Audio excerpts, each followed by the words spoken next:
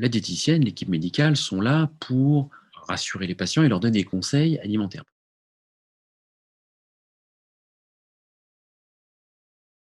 Sur le plan diététique, les patients sont préparés avant l'intervention, principalement avec la diététicienne, qui va réaliser un suivi régulier, hein, tous les 2 mois, et va les voir à peu près 4 fois. L'idée, c'est surtout de recadrer les gens, de rééquilibrer leur alimentation, de leur réapprendre les bonnes habitudes alimentaires, tout en n'amenant pas de frustration.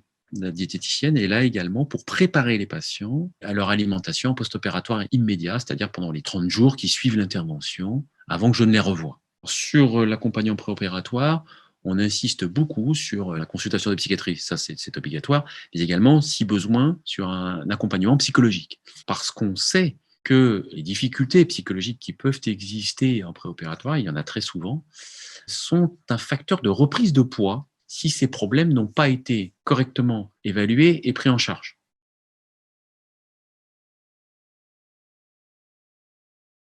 Avant l'opération, les patients apprennent à manger différemment, c'est-à-dire à prendre le temps de manger, à bien mastiquer et à bien reposer la fourchette, par exemple, entre chaque bouchée. Ça peut paraître simple, mais c'est pas toujours évident.